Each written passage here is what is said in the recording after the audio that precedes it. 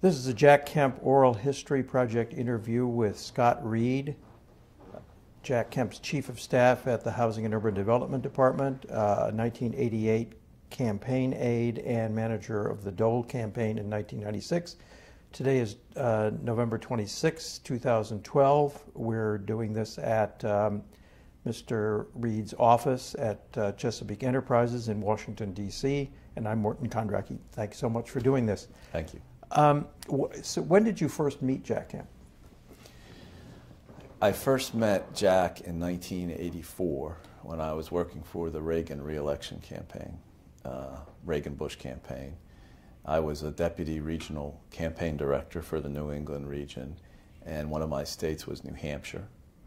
And I first met Kemp when he was doing surrogate work for the Reagan campaign, and we did an event in New Hampshire. And it was the first time I'd ever seen him in person, let alone seen him speak. And I was kind of taken by his ability to motivate this crowd of activists, both from a political standpoint and from a policy standpoint. And it was pretty eye-opening, and that's how I first got interested in him. And then I believe we did a couple of events that cycle where I was just like a staff guy. But that's where I first saw him in action. Mm-hmm. So between 1984 and 1988, when you joined the campaign, what was your contact? Well, after '84, I went to the Republican National Committee and I became a regional political director in 1985 and for the '86 cycle. And I got to know Kemp a little during that process because, again, now I was the regional director for New England, included Ohio and Pennsylvania and Delaware and Maryland and New Jersey. And I got to see Kemp a little bit, and he was out campaigning for different Republican candidates that cycle. And then after the '86 campaign, there were 7 regional political directors at the RNC. They started to kind of move en masse to go work for Bush.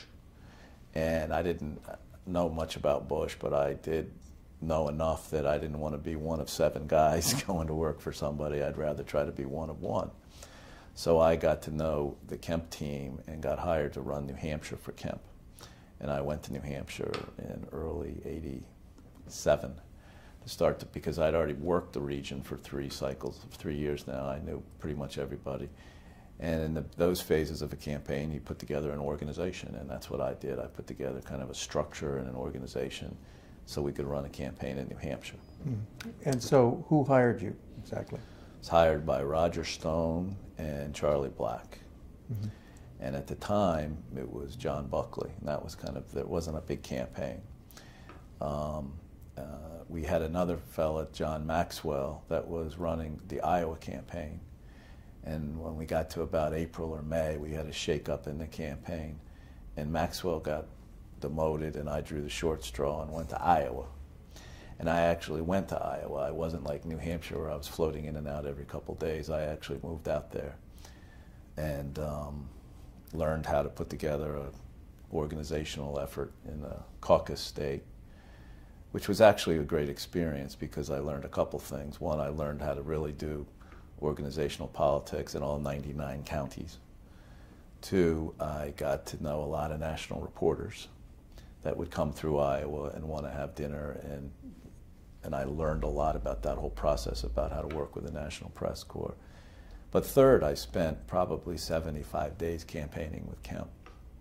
In those days, it was all about getting candidates time, especially in the early states where we weren't well known. So I got a good commitment out of Jeff Bell and Black and the guys to have him in the state, and he'd come in and we'd do 2 or 3 or 4 events a day.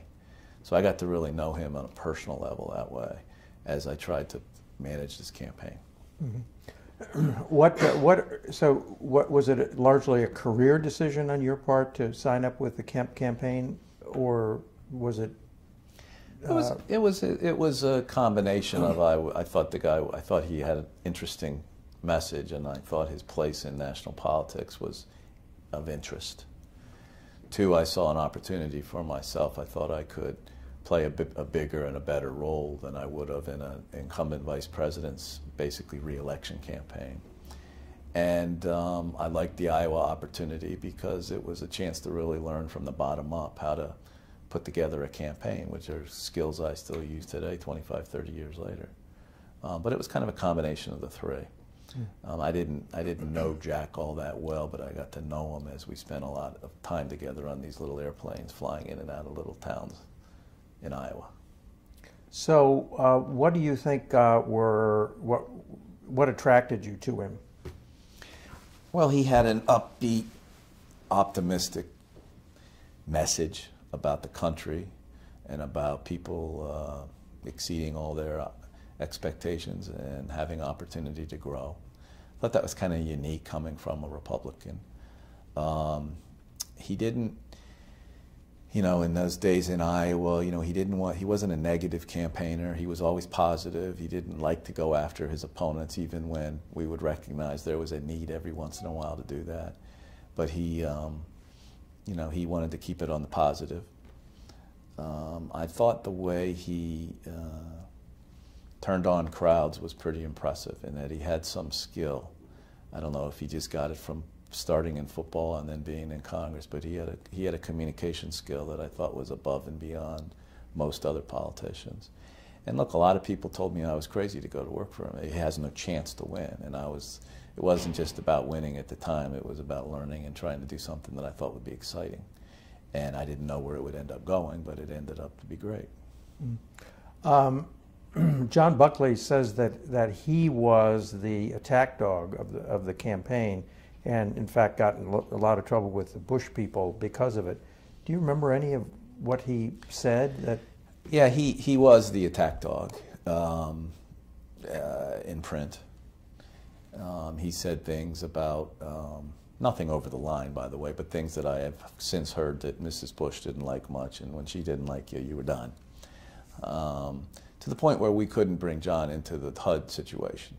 Once Bush was president, it was something we just couldn't do, as much as we liked him.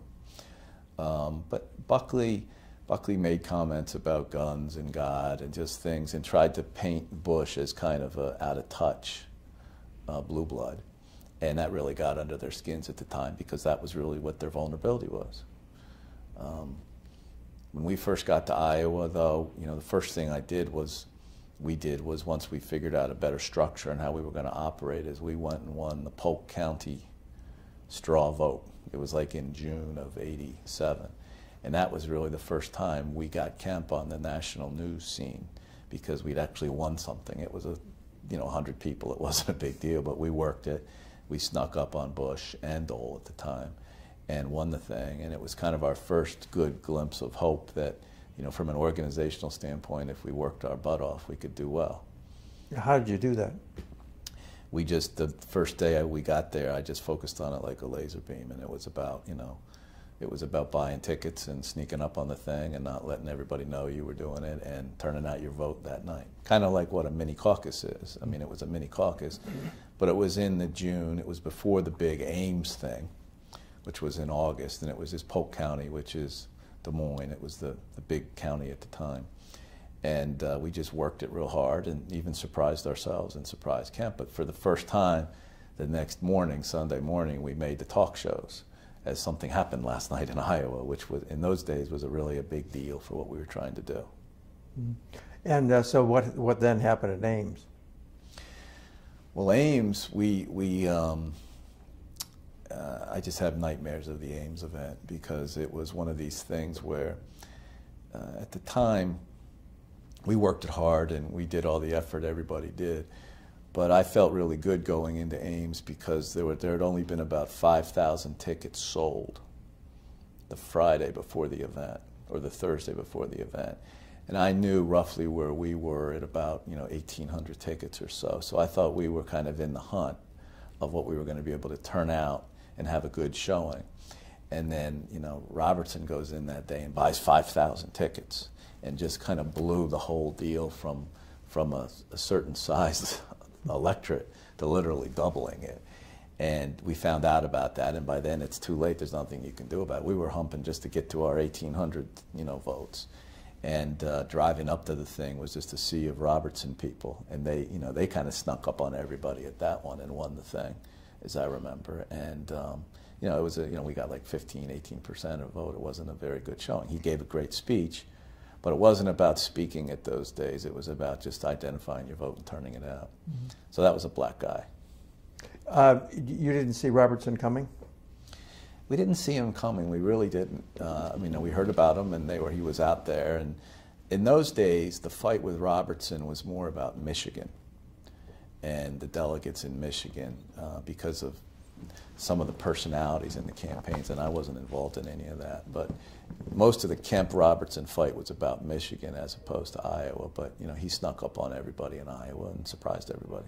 Now, all of this happening in Iowa was after Michigan went first with an event that was, I guess, the summer of '86. I mean, 2 years before. Yeah, they had some type of an organizational event this summer before. I don't even remember the details. Charlie wouldn't remember. I wasn't involved in it, but well, John Buckley says it was a major strategic disaster for the whole campaign. That Kemp devoted excessive energy and resources and time to Michigan, and came up with a goose egg. Right. Yeah, that's true. So, what was the morale factor for the campaign after that Michigan thing? So how did you? Well, I don't know, because I was not in the campaign. I wasn't in the campaign headquarters very much. I was literally out in the field, and so I would come back every 2 or 3 weeks, but normally to get an update on what's going on. But I really wasn't in the headquarters. I mean, it was kind of a weird campaign in that sense, as the headquarters really didn't matter. What mattered at the time was trying to raise enough money to keep the plane flying so you could go to Iowa and New Hampshire, and it was a little cycle. And so, I'm sure John was in the middle of it all. He was traveling with Kemp every day, and so he was more in the knowledge circle of all that kind of stuff than I was. So you started in New Hampshire when? Started in New Hampshire, I want to say February or March of '87, and then I was there about 3 months before the shakeup in Iowa, and then I drew the short straw. And you call it short straw because? Because it was a very difficult environment. We had a group of people who were all good-natured, good-hearted people. They just weren't doing the job right. Jack had no confidence in them, nor did Charlie or the rest of the campaign team. So to be injected into a situation like that is not fun. 2, to try to make something out of it was, it was a different, it was a big state, 99 counties. You had these organizational efforts, and we kind of had to go back to the basics of, in those days we had 3x5 cards at every event. We were signing up people at every event and collecting the cards and putting them in a database. And it's not like it is today with computers and handheld things. And it was really back to the basics of politics. Of, we organized in those days by coalitions. And we would try to do different coalition events as Kemp would come into the state to get known, to make some news, but also to organize these different coalitions. What kind of coalitions? Seniors are a big thing in Iowa. Veterans are a big thing in Iowa. We had farmers. We had pro-life. We kind of stuck to 3 or 4 basic coalitions that were part of our overall message, and then and did organizational events around those where we would invite supporters and try to get them to bring more potential supporters and sign them up, and then we'd work them with direct mail and the volunteers. And then when we'd come to town again, we'd do it. We also did some low-dollar fundraising in states like Iowa and New Hampshire at the time, thinking that if we get them to give us a little money, they're probably going to be a little more committed to it. We didn't try to raise big dollars. But a big part of the campaign in those days was just about raising enough money to keep the plane going, because the plane was an expensive thing. It was the only way to do it. And fundraising kind of drives the campaign in those early stages, more than you could imagine. So Jack flew around in a private plane? Most of the time he'd come to Iowa on a private plane, just because it's the only way to get there if you're not going to blow a half a day going through Chicago. I mean, we occasionally flew commercial, but very rarely. Usually we'd fly private. Some people thought that this was an outlandish expense.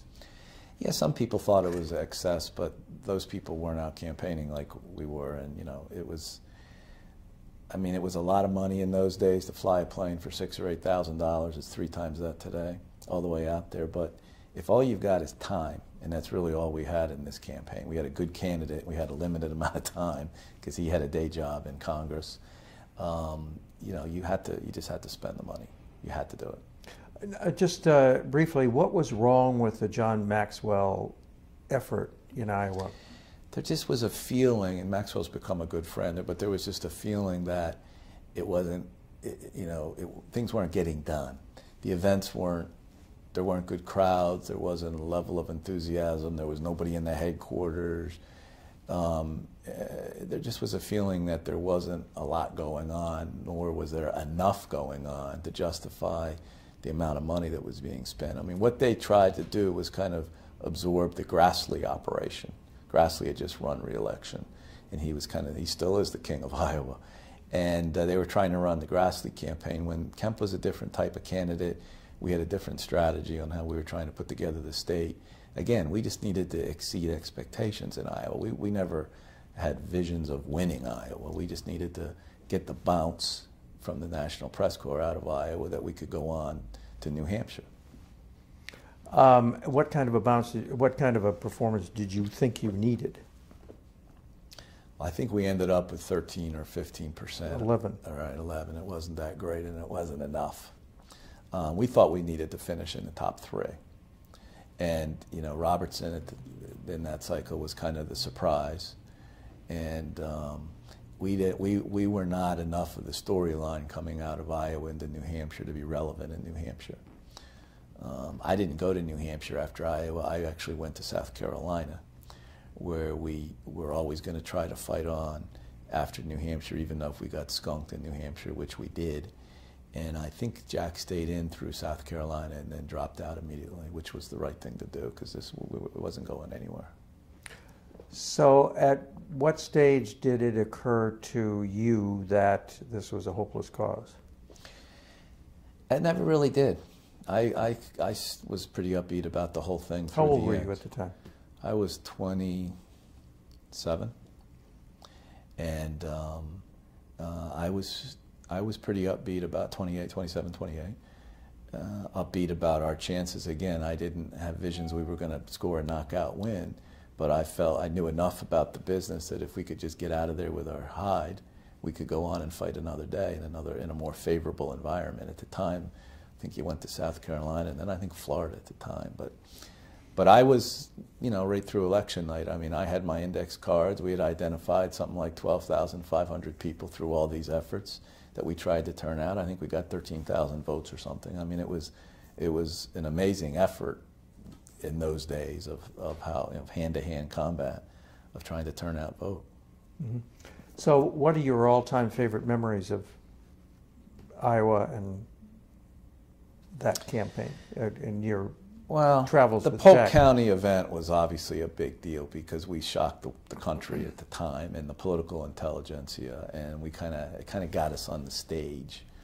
Obviously, the Ames thing was a big downer because it was just it was a tidal wave of new people into the process that we didn't see coming, and it really got us into a battle with Robertson. You know, it was a 4-way race. You know, we had funny experiences in different, you know, podunk towns, flying the plane in, barely getting over the corn to land to go in and meet with, you know, 28 people or something like that. That was a big deal at those days, just to have 28 people turn out. We always tried to stress to get people to turn out because, again, to my point, if all you had was time, we had to try to touch as many as we could. I wasn't in those days involved in what the television ads would look like, or I just hoped we'd have ads. We'd have enough money to be able to run ads. I enjoyed getting to know Kemp. I learned to respect him a lot, the way his work ethic, the way he'd like to get home Friday for football games for his son, but he'd be back out there Saturday by 11 o'clock campaigning, and he campaigned hard. I used to kid him all the time. He wore these goofy tie bars, which, you know, he thought were real fashion statements, but to most people in Iowa, you might as well be coming from Pluto. And I used to beg him to take them off because people would come up to me, what the hell is this thing he's wearing on his neck? But he was very proud of it in his shirts. And, you know, he was a bit of a fashion hound himself, but it didn't work in Iowa. But it was mostly getting to know him and the family and just the whole camaraderie of the whole thing.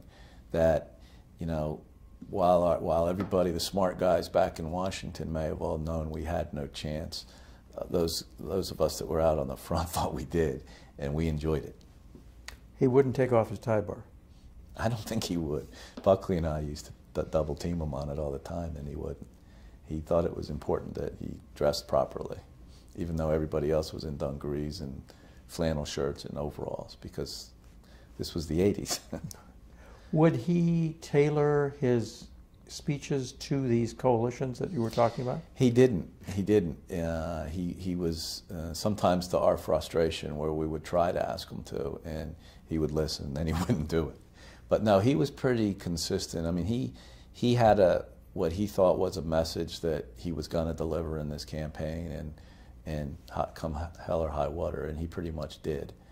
And you know, I didn't understand back in those days the power of the message as much as the retail. I was more into the retail part of the thing. I now understand message matters a lot more than anything. But he pretty much had a message he wanted to stick with, and he pretty much did, contrary to all the guys back in Washington fighting, and, you know, bringing in Ed Rollins to second guess Charlie, and then bringing in Tom Kemp, which was his brother, who second guessed everybody and ended up coming out and spending a lot of time with me in Iowa, who was a great guy. But, you know, it was just, it was frustrating, because that was kind of Jack's management style, was like a lot of these guys in the House. I mean, they're not used to managing. They had lots of little spheres of people running around doing different things, and he would give everybody the same thing to do. Well, you can't do that when you're running a presidential campaign. That was one of the problems. But he did? He tried. He did, and it was very disruptive. Between having two power... Talk about that a little bit. Well, between having two power centers back in Washington, where Charlie and Ed were constantly, you know, contradicting each other and giving different directives to everybody, it was frustrating, and it was a lesson I took away from that campaign as I got into the business, and I ultimately ran my own campaign. You know, no gray area in these deals. Everything is black and white. People have specific roles and responsibilities, and they're going to be accountable for things. And, you know, that's why, you know, that's how we got into the spending problem, because there was, at the end of the day, there was really not one person in charge of the campaign. There were two or three, and there was really nobody in charge of the money. And if you don't have money, you can't keep the plane flying. And that was ultimately one of the reasons he recognized he needed to drop out. I think he had a little debt when he dropped out. I don't remember, but there was nobody in charge. He did have a finance chairman, Rod Smith, right? Yeah, and Rod was a fundraiser, and yeah, he had. I mean, structurally he had all these people, but nobody ever really got the hands on. And the real problem was the Charlie Ed thing at the top. You know, Ed had, what did you see as the Charlie and Ed thing from your vantage point? I saw bickering. I saw not agreement. I saw missed information going in and out. It almost became two camps in the campaign, and what I really saw was a lack of controls. What does that mean in practical terms? How money was being spent, how time was being allocated. You know, I was always advocating I needed more time, and I got a lot because I think they saw we had a good operation running and recognized we can't get skunked in Iowa. But even to the point where, you know, we never really, as I remember, we didn't have much of a television budget in Iowa, or radio budget, or direct mail budget, or voter contact budget.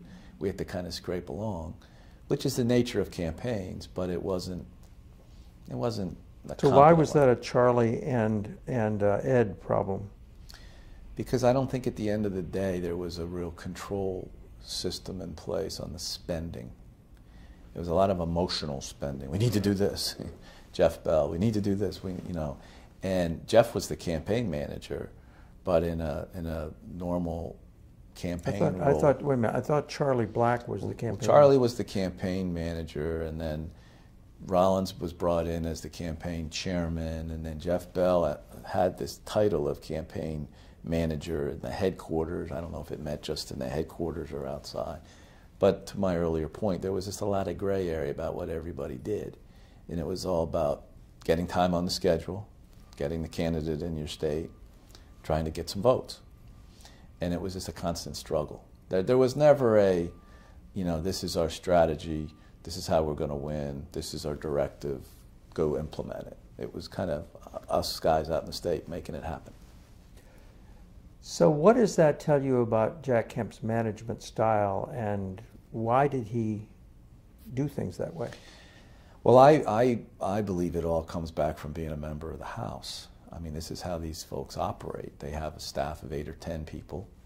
They have a district office that's usually run by one of their friends or somebody from the campaign that picks them up when they land in the district, tells them what's going on, and they go out and campaign. And I just don't think it's a management style that's conducive to running an organization. It was a challenge when we got to HUD. That's why when we first sat down, like, what do we, okay, we caught the car, now what do we do? Our first decision was we need to find a guy like Delabove who knows how to run one of these things that can help us stay out of trouble. And that's why we recruited Al, because he had run across the street, had a good reputation around town, was a good Reagan conservative. The second thing we did, I know I'm bouncing around here, is we got to get a lawyer in here. We got to get a general counsel.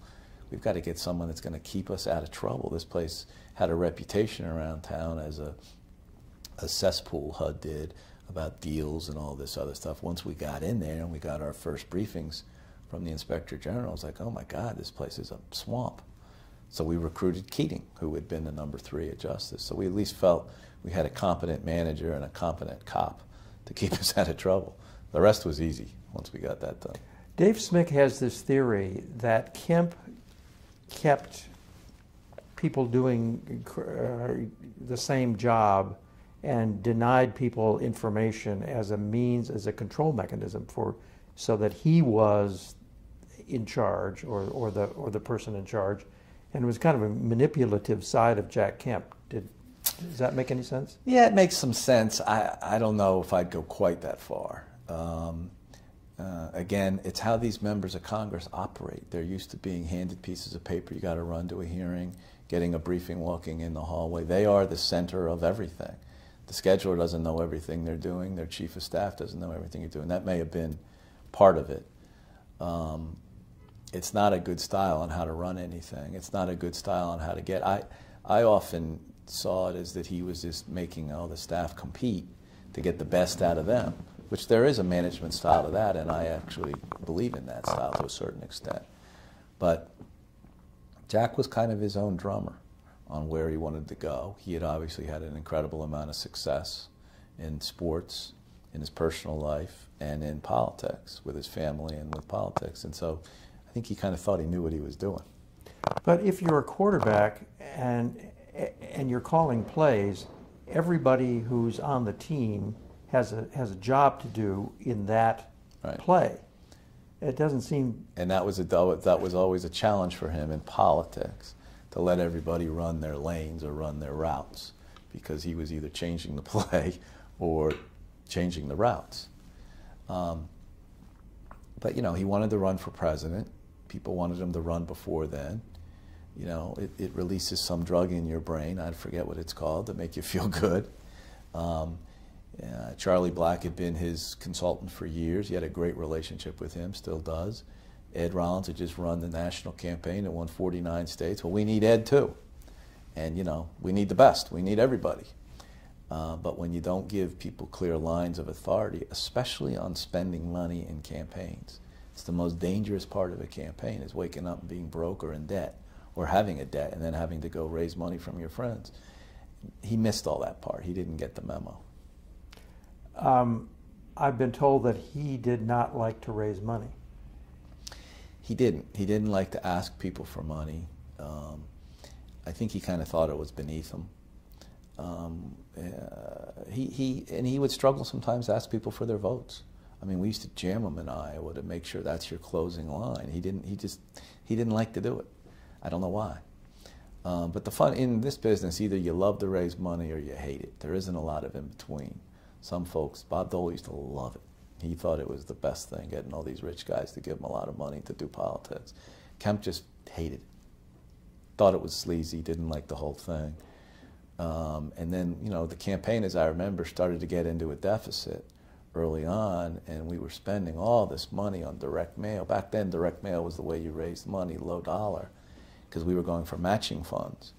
And so the problem with that direct mail business is you run up a deficit pretty quickly, and you got to keep pumping it to raise more money to raise a bigger deficit. I mean, it was a terrible downward spiral, and that's how the campaign got in trouble. Was this a Dick Viggory thing? Well, no, it was Rod ran the program, and it was as good of a program, and Kemp had a good signature on direct mail, and they'd spent a lot of time cultivating that over the years and building a good base. It's hard to raise a lot of money when you're a congressman running for national office outside of 4 or 5 cities. So he had a limited base of where he was raising his money. He had friends from the NFL in a lot of big cities, but we weren't a powerhouse when it came to money. So what was Tom Kemp's role exactly? What? Tom was, when the campaign started to flounder a little in terms of there weren't good internal controls and over the spending and things like that. Tom, who was, I believe he had just stepped down as an executive at Pepsi or somewhere big, was kind of brought in, not as an inspector general, but kind of as a super bean counter to check on making sure the money was being spent well. So and this was all new to him. He didn't understand politics. He understood corporate governance, and there was none. So he spent a lot of time both in the headquarters and some out in the field with me in Iowa, kind of going over what we were doing and why we were doing it. And he became a good ally. It wasn't, at the beginning it was kind of a hassle, but he became an ally by the end of trying to get Jack to do the right thing. He became one of us. And did he? He did. He did. He became an advocate for what really mattered as he learned what really mattered and what didn't matter, and turned out to be a good friend. Mm-hmm. And what was Dick Fox's role? Fox was a fundraiser, as I remember, but was kind of part of this posse that Kemp had around of guys that were talking to him a lot, giving him ideas. I don't remember, besides fundraising and doing some events in Philadelphia or Pennsylvania, I don't remember a lot of involvement except for maybe being out caucus night. Mm-hmm. And what exactly did Jeff Bell do? Well, I thought Jeff was the campaign manager or campaign director who spent most of his time at the headquarters in Roslyn, kind of thinking, giving us some direction out in the States, helping us on scheduling, getting days, and then designing the trips. He was, when I would come back to the headquarters every 2 or 3 weeks, he would be somebody I'd always spend some time with, tell him what I thought was going on out there. Not that there were different camps, but they were just, he was there. He was a listener. So who was your favorite headquarters person that you thought you could go to and get something done that you really needed to get done? Well, in those days, what mattered to me most was the schedule. And I had to get dates, because if I didn't have dates, that I couldn't plan things and figure out where to strategically go and how to turn out votes. So I spent most of my lobbying time getting things on the schedule. Most of the time, I think that was with Black, as I remember. Mm-hmm. And what about Ben Elliot? What was his role? Ben was a speechwriter, serious, smart guy. That whenever we would try to stage a big speech or something to say every month or so, and Ben was always crucial in kind of helping on that. Spent a lot of time with Jack. Most of his time back here. Would come out to the state occasionally to get a feel for stuff, but he was just what I would consider part of the intellectual kind of brain power of the campaign. Was good at capturing Jack's ideas and what he wanted to say and trying to put it in a more stylistic way. Did Kemp deliver speeches that he was supposed to deliver? Not always. Not always. Kemp was a guy that would spend a lot of his time absorbing ideas from other people. He read a lot. He read newspapers a lot. He talked to his brain trust friends, and then he would, in his own way, put together what he was going to say. We would, I'm not a speechwriter, I wasn't then, but we would have people that would write speeches. He would usually read them a couple times and then go give his speech. It caused some frustration in the campaign, but having now done this for 30 years, there's nothing wrong with it. If you're the candidate, you know what you ought to be saying, you go out and say it.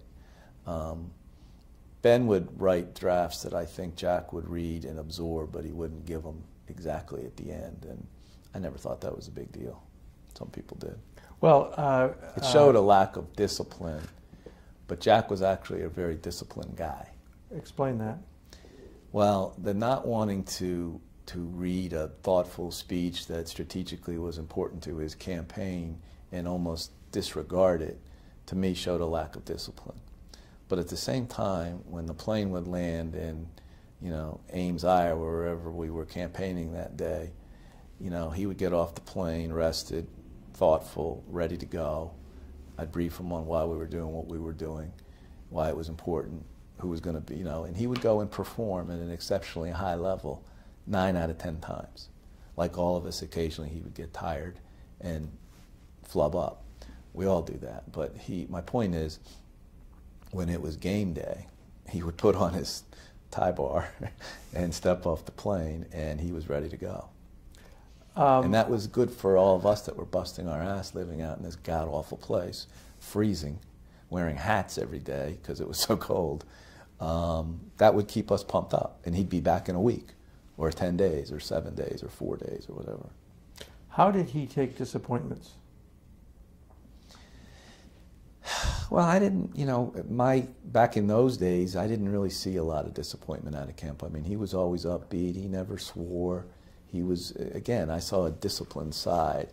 Then as I got to spend more and more and more time with him, especially going through the HUD thing, I saw frustrations and things like that. But I never saw that during the campaign. I mean, he was truly a happy warrior when it came to the campaigning part, even though we weren't winning. Okay. Were you in New Orleans for Yes. the vice presidential choice? I was in New Orleans. I was actually with Jack at one of these famous restaurants when he got the call. And the call was to run back to the hotel to get the call. And So who was the first call from? I think it was from Baker or one of Baker's team saying, "Where are you?" We were at that, I can't remember the name of the place. First call was, "Get back to the hotel, you're going to get a call." And it wasn't like he thought he was going to be picked. I mean, I sure didn't. Nobody really did. And there hadn't been a lot of, touchy-feely leading up to the convention, so that he didn't believe he was going to be chosen. But then we went back to the hotel. He went in a room privately. I guess he talked to Bush, but I don't even remember exactly. And came out and said, "It's Dan Quayle." We were all like, "What?" John Buckley says that he was told by Stuart Spencer that he thought it was going to be Kemp, and that there were Secret Service men sort of telling reporters, and reporters telling aides and stuff like that it was going to be Kemp, that there was a kind of a disinformation thing going on run by the Bush campaign. Oh, that's all news to me. Uh-huh.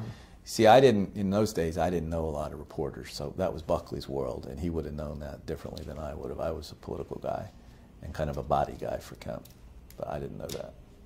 But he hadn't been, to my knowledge, he hadn't been really vetted. He hadn't turned over any product. I mean, he hadn't gone through the process at all. So he didn't expect. I don't think he expected it at all. Mm-hmm. I don't think he expected it at all. Mm-hmm. And what happened when he got the call at the restaurant to go to the hotel? Was there a notion that something good was going to happen, or? No, it was kind of weird. It was, as I remember, it was like a finance event for a lot of our old guys and gals and just from around the country. So it was a social thing. And we just kind of had to abruptly leave and I think Sharon was there and said, you got to deal with these people. Just deal with it. And we just kind of left in a hurry. And then we were back at the hotel, and then I think within a couple, 3 hours, the whole Quayle landing on the boat thing happened. I mean, it all happened really quickly. And we were all right down in the middle, and it just became kind of a zoo. So then, what was your connection with Kemp after the campaign was over and before HUD? After the campaign, I went through South Carolina, any memories of that? No, just that we really, like when I got down there, we had nothing. I mean, it was not that we expected anything, but there was really nothing going on. And we tried to run around and do a couple days of campaigning, but we couldn't get arrested if we took our pants off. I mean, it wasn't gonna happen. And he saw the handwriting on the wall on that. I stayed close to Kemp and Charlie and all the guys, and I did a little consulting with the NRCC back then and picked up a couple House races, one in New Hampshire, one in Maryland, and that's kind of how I ate during that period. But I really, in those days, you know, I didn't get picked up by the Bush guys, and so I was kind of out on my own trying to just figure out how to make a living. Ended up helping Chuck Douglas in New Hampshire get elected to Congress, and I was going to be his chief of staff on the Hill as administrative assistant for about 3 weeks until Kemp got asked to go to HUD, and then I had to tell Chuck, I'm sorry, I can't do this, I've got to go, and that wasn't a pretty sight. But I did the right thing. So how did Kemp ask you to be chief of staff? Well, I was actually with him, I don't know why, when he got the call to go down to meet with the vice president. It was after the election, like about a week or two. Craig Fuller's office called. So where were you? I think we were on Capitol Hill. I think we were in his congressional office. And he said, well, why don't you come with me? So I rode down with him to the OEOB and sat out in the hall while he went in and met with Fuller and the president-elect. And he came out and he said, wow, I got asked to go to HUD. And I was like, wow, that's great. And then he said, would you come with me? And I said, sure. You know, we didn't know anything about HUD or anything, but I said, I'd love to. I had to go unwind myself from Chuck Douglas, which was an awkward thing to do. And then I started out as his executive assistant at HUD. And we recruited a guy named Wendell Gunn to be his chief of staff, who was a fellow he had known through around town and through politics. I think from the Ford White House, I believe, or early Reagan. And so I was the executive assistant and kind of... Sharon Zalaska was his personal assistant? She was his kind of personal assistant, confidential assistant, and Mary was his special assistant. And we were kind of the little troika into place. And then Wendell ended up leaving after 5 or 6 months for, I don't remember why, and after a while Jack asked me to take his role as chief of staff. But I was kind of operating as the chief of staff before then anyway, running the politics and the policy and the personnel stuff, which in the early stages of one of these things, it's really all about the personnel, getting the right people in place. Now, supposedly, after he got the offer, he went to Joanne and talked about it with Joanne. I mean, presumably he wanted a better job than HUD, didn't he? I don't remember all that. Mm-hmm. I think he didn't know what he was going to do at the time. All he had done since losing and stepping down from Congress was signed up with like the Washington Speakers Bureau or something. And he was going through, okay, how do I make money? Do I do a couple boards? You know, do I give some speeches? And he was kind of thinking through, how am I going to do that, and what type of an operation do I need, and all that kind of stuff. I wasn't really privy to any conversations with Joanne about HUD or anything. Mm-hmm. I think he was intrigued with the HUD thing just because he immediately understood the politics of it and how good the politics could be in terms of kind of being a non-traditional Republican. And that was kind of our guiding light on where we went with everything we tried to do over there. Once we got in there and recognized we inherited a mess, we had to fix that. But, you know, I think he recognized, nobody at the time knew Bush would be so hands-off on domestic policy. So we, I think, in the beginning thought there'd be more camaraderie and more, we'd be all part of something together. And I think that was part of the meeting, you know, Fuller and Bush. It obviously wasn't like that. Once we got over there, we were on an island. And the only time he got off the island was to go to a cabinet meeting occasionally. And we kind of did our own thing, which our attitude was, great, let's just make the best of this. And, you know, the one good piece of advice Rollins gave me when we first got over there, and I was like the first one in there, because when you get to be in the cabinet, you don't really go to the cabinet department until you're confirmed, because you don't want to say anything to upset anybody. So I was kind of the landing party with Mary and Sharon. And the first thing Rollins said, he said, you need to get a real good advance guy. And we hired Rick Ahern, who had been a Reagan guy. And he said, if you're going to really move this guy around the country like we were all talking about, you got to have a good operation. That was the first hire we made. When you say that he thought this was good politically, did he have notions about running again in '96? Not that I was privy to. You mean in '92? Well, or after 8 years? Yeah. Not that I was privy to. It was more. I mean, the guys may have talked about that. I wasn't part of that. But at that point in Kemp's life, it was more like, okay, what am I going to do now? I've done this for 20 years. I've never made any money. How do I transition, and how do I stay relevant, and how do I stay engaged? But you said that he thought that this was good politics, and this was going to be a different face for the Republican Party? Yeah, a good politics, in that you could go out and actively communicate with Hispanics and Latinos and African Americans and underprivileged parts of the country, which was always part of his message, even in Iowa when he was running for president, which didn't exactly ring a lot of bells, but that was what, to your earlier point, he would campaign on what he wanted to campaign on, even if it wasn't in the focus groups. Right. So you say you were an island because the White House didn't... They didn't have a lot of interest in besides hiring people, filling some jobs. The personnel, the only people we heard from at the White House were the Office of White House personnel wanting us to interview people. He always had a relationship with Darman that was kind of strained. OMB kind of ran all the budget stuff, still does. He didn't have a great relationship with Sununu because he didn't, Sununu would try to bully him like he did everybody, and Jack wouldn't get bullied. Do you remember any incidents of that? Not in particular, just that there was always it was always a strained relationship with Sununu because of his style. He was very kind of gruff and pushy, and just nobody liked it. Well, was it that Jack wanted the administration to do certain things and Sununu said no, or that Jack was doing things that the White House didn't like? It started that we would be advocating that the president ought to do certain things, talk about certain things, use some of our agenda in speeches and things like that. And occasionally they'd throw us a couple little crumbs, and we'd think it was the greatest thing in the world and put it on everything we did when it really didn't even matter. And then it got to the point where I think there was some hostility, just that we were being so ignored. And then Jack would occasionally overstep, write a confidential memo or something, and we'd leak it to Novak or something, and then they'd go crazy. Do you remember any specific incidents of that? I don't remember any specifics, but I do remember that, there was some tension.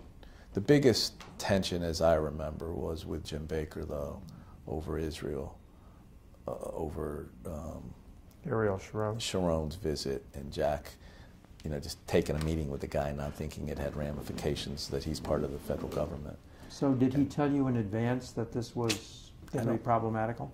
No, I don't remember that, no. Jack would never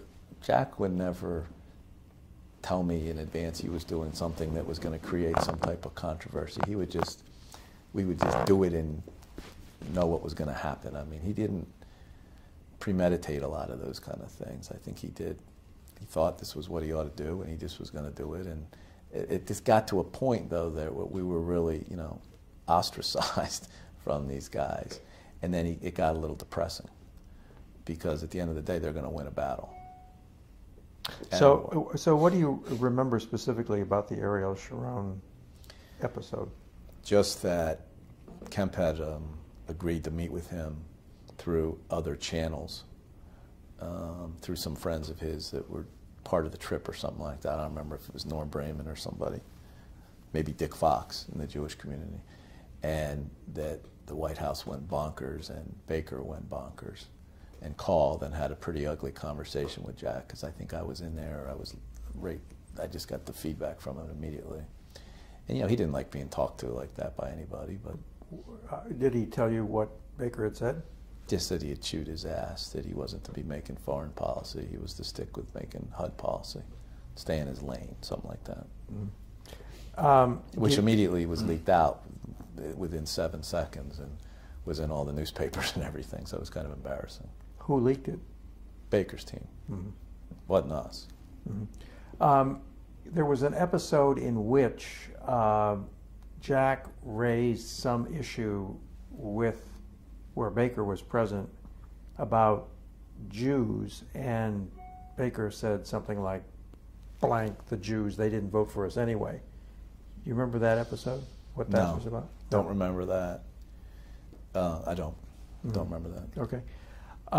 Wouldn't surprise me, but I don't remember it. Now, you said in the HUD symposium that you would get calls from the cabinet secretary after a cabinet meeting reporting to you about what Jack had done during a cabinet meeting. Talk about that. Usually it was Ed Rogers, who was, I think, deputy to Sununu, I believe at the time.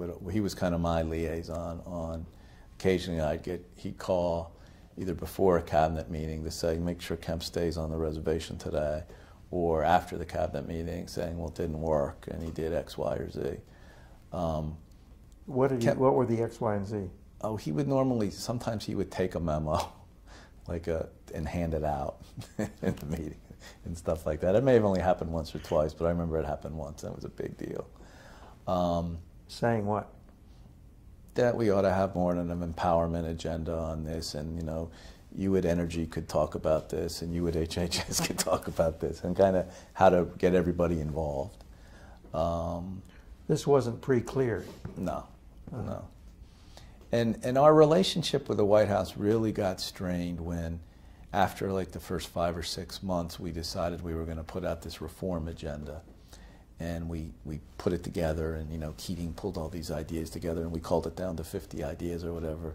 And we called a press conference for the next day, and OMB found out about it and came over that morning, literally with 20 people, and sat in the conference room, and Delapovy and I went in, Kemp wouldn't even go in, and walked them all through what we were going to be doing, and they were just hysterical. You can't do that, you can't say that, it hasn't been pre-cleared and all that business. And we did it respectfully anyway, because we had to do it, but we didn't really go through the channels as you normally would, and that was part of the problem. So let me understand, how deep into the HUD era was this? This was early. This was like, I want to say, by the fall of the first year. It took us like 6 months to figure out not only how to operate the place, but what to do about it. And so I want to say it was by the fall. And normally you would put all this kind of stuff in clearance and have meetings and talk about it. And it was everything from, there was some issues with the Justice Department about enforcement that we probably should have cleared with all them, but we just felt we needed to do anyway. And it was our governing agenda, and we just didn't do a very good job of clearing it internally. Like we didn't do it at all. This was the reform agenda to fix the building because there'd been so much fraud and abuse? Because we had inherited all this mess, right? Which was separate from our offensive, our 6-point agenda of what we wanted to do while we were there. We felt until we kind of closed the chapter on the mess and got the New York Times off our ass every day about all the problems Pierce had had, we couldn't ever be for anything. And so it was a strategic decision. We do this first, shut that down, then we go do what we wanted to do. And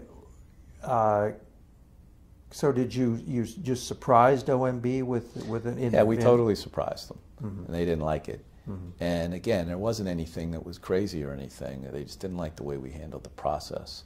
And it haunted us for the next 4 years, 3 years. Why? Because they didn't like us. They didn't like our style. They thought we were a little off the reservation, Lone Rangers. And it was just a constant problem. And how did that affect your offensive agenda? Mary would know better on that. I don't know.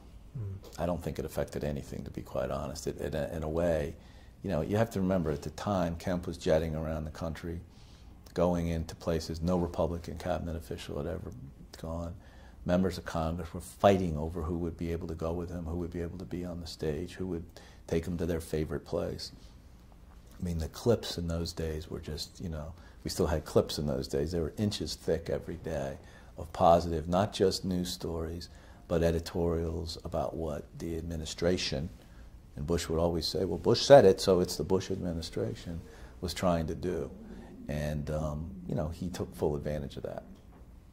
So he would go to a place and do an urban event at a public housing? Sometimes at a public housing. I mean, by then, we would really know where the troubled spots were. And so sometimes it would be going in to kick the hell out of some developers that had just ripped off this project for 10 years and it was a dump. Sometimes it was to meet with the resident management about how to become self-sufficient and how to do your own thing. Sometimes it was to make a speech, a broader speech in Chicago and Cabrini Green or at some of these places that were symbols of terribleness. With a little bit of everything. But it was quite an aggressive schedule. I mean, he wasn't sitting around on the 10th floor at HUD waiting for someone to bring something to the inbox. It was like, let's go do this. Granted, they were our appropriators. They were our oversight committees. I mean, we had to play that game well, and we did. But by the end, everybody was asking us to go everywhere because they recognized the power of, I think, the message and the messenger. But he was giving Bush credit and he was always good publicity for the. He was always careful to say, and President Bush, believes in this and said this, and he would always weave. Kemp was always walking around with a pile of newspapers, folder, scribble all over it. But he would just constantly update that with news into his speech. And when Bush would say something, he'd put that right at the top, because it was his way to kind of connect everything together. Mm-hmm. Talk about his leadership style, and did he engender leadership? I mean, he always told his kids, be a leader. I just wonder whether he inspired other people to learn about leadership. Well, in HUD, where I really saw it, I mean, in the campaign you didn't see stuff like that because he was the candidate and it was all about him. But in HUD, he put together, I think, a top-notch team, gave them some direction, did not micromanage them, and kind of got out of the way. I mean, he had some Reagan-esque qualities in that sense. He would want to know, this stuff's very complicated. I mean, a lot of this stuff in the department's very complicated, and little decisions down here make huge implications on people's lives and properties and taxes and benefits and everything. So he would encourage a healthy debate. I mean, we had Weicker as the head of PD&R. That was kind of our little in-house think tank on what worked and didn't work. Weicker didn't have any real control over anything, but he was always brought in to kind of give a historical context and then give a view of what's been going on in the think world. But we had a pretty healthy, we'd have some pretty healthy debates with the senior assistant secretary levels on some policy decisions. Like any of these places, you appoint people with the best of intentions. Soon they end up getting co-opted by OMB or GAO or the members of Congress, and they turn to be disloyal. Once they became disloyal, they had to go. I mean, they couldn't, Any specific? Well, the biggest mistake we made was we brought in a woman named Austin Fitz to be the housing commissioner. She was from New York. She was a financier. She was making $1 million back in those days, which was an incredible amount of money. Attractive, hard charging, good dresser, the whole deal. She had worked for Nick Brady at Dillon Reed, and Nick had recommended her, and we met with her, and we kind of liked her. We thought, we need a tough broad to straighten up FHA, to kick ass, and it was the biggest personnel mistake we made in the whole 4 years, because she turned out to be not very smart and not at all a team player, and thinking, she was a liberal and in a conservative administration. That should have been a warning sign. And we ended up having to get rid of her, which was a painful thing to do. But that was probably our biggest mistake. The rest of the team was men and women that were great and that were all experts in their field, and this was a step up for all of them. So they were excited about the role and the fact there was an agenda and the fact they had a lot of problems, and everybody did their job. And he would take some of them with him on different trips to engender keeping their excitement up. But as I remember, in the first 2 years or 3 years, besides Austin Fitz, I don't think we had a personnel mistake. And now it was a big one, don't get me wrong, FHA was a big job. But most of the rest of the team. So what did she want to do that was out of line?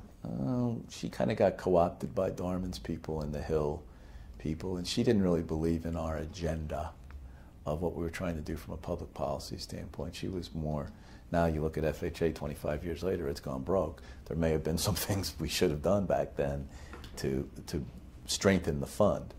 But she was just not on our agenda. I mean, and that's just, you can't operate that way. Mm-hmm. So just to round this out, with, as I understand it, there were people in the White House like Jim Pinkerton who were your advocates. How did they operate? How did they advocate? Well, Pinkerton would occasionally communicate or call Jack or me or somebody and, keep up the great work, and here's something you should look at. I mean, there were, Crystal was over there at the time. He was with Quayle, and, Quayle was an advocate too. But Bennett. This is the outreach agenda and the concern with urban affairs, and I which think nobody else cared about. And I think they all recognize. I mean, you can't help but read the clips, and the type of feedback, the non-traditional type of feedback Kemp was getting was a powerful political thing that I think smart political people understood. But Bush didn't. Bush was busy on other things, yeah. And I think if you talk to him about Kemp, he liked him. He didn't really know him that well. Most of the information he would get about Kemp was from his guys, and it was not positive. And so it just kind of got worse and worse and worse and worse and worse. So Darman at one point banished the word empowerment, as I understand it. I don't remember that, but okay. I wouldn't be surprised. Okay. After the Gulf War success, Bush's popularity rating is 91% or something like that. Kemp said somehow that he should use the capital that he'd built up to fight poverty. Do you remember that? Yeah, I do remember it. And how did he do it? How did he do that? Did he say? Well, I think he started talking about it, and I think he wrote one of his confidential memos on that to the president about you should use your capital to go in a new direction, show people that you care, blah, blah, blah, blah, blah. I don't remember. That was kind of when I was starting to transition out. I don't remember exactly what came of all that. Mary would know that. Mm-hmm. Okay. Can I take a quick break? Yeah, sure. Can we turn it off for 1 sec? I just want to hit the... At the end of the Bush administration, Bush violated his no new taxes pledge, and lots of people went after him, especially members of Congress. And Jack apparently talked about leaving the cabinet? As I remember, Bush violated that in '91. I want to say it was in the fall of '91 because I left in January of '92, and I remember it was quite a debate. He had been, part of his brain trust outside of HUD had advocated that, I don't know exactly who, that he ought to resign over principle. And I know he thought about it, but I don't think he thought about it very long. But I don't know that. Did he talk to you about it? We talked about it, and I told him I thought it was kind of a crazy idea. Recognizing the magnitude of what Bush had done, I didn't think it was the right thing for him to do personally or politically or for his long term. Now, at the time, we didn't know Bush was going to lose. Nobody thought he was going to lose at that time. He had taken a hit, but it hadn't been a severe hit yet. But I don't know how serious it ever was. I just wasn't in the loop on that. I was kind of transitioning out at the time. Mm. So who would have been in the loop on a decision like that? Jude. So Jude was a constant presence during the HUD years? Jude was a constant presence in Kemp's life from when I knew him when he ran for president in '87 through the HUD tenure, in and out. I mean, he wasn't I don't mean a constant, like, overbearing pressure, but he would talk to him occasionally, right up and through when he was on the ticket in '96. So talk about the Jude influence. Well, first of all, Jude, I didn't know Jude that well personally. I didn't have a relationship with him. As a staff guy, guys like Jude are kind of a pain in the ass because they're always end running what you try to put together a competent system of decision making to serve the person. And he was always kind of an end run around it when it came to ideas and things. So it was kind of, so Mary and I kind of, and Sharon, I think, we all kind of had an attitude about, oh, there he goes again with Jude.